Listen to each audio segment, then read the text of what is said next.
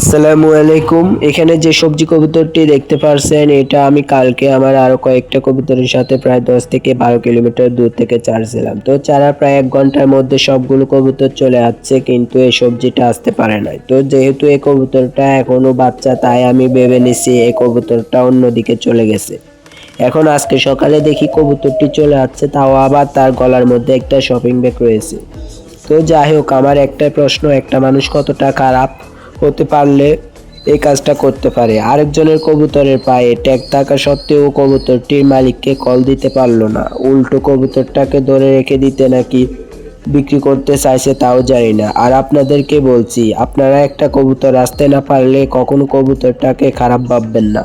হয়তো কবুতরটা কোনো খারাপ মানুষের হাতে কিংবা বাজ পাখি মেরে ফেলছে।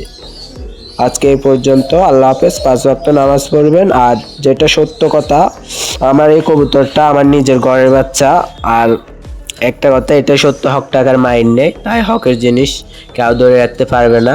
ইনশাল্লাহ আল্লাহর রহমতে কখনো পারবে না। এরকম আমার সাথে আরো কয়েকবার হয়েছে, তবে এরকম শপিং ব্যাগ সাথে নিয়ে চলে আসে নাই, প্রায় 7 থেকে 8 দিন পরে বা 1.5 থেকে 2 মাস পরে। কিন্তু কবুতর থাকে না, চলে আসে। ঠিক আছে, আরেকজনের কবুতর ধরা এটা ঠিক না। আর হ্যাঁ, আপনার সামনে যদি চলে যায় এই কবুতরটার ভিডিও, হয়তো কোনো গ্যারান্টি নাই, আমার কবুতরটা যে ধরছে হয়তো আমার পরিচিত মানুষও হতে পারে।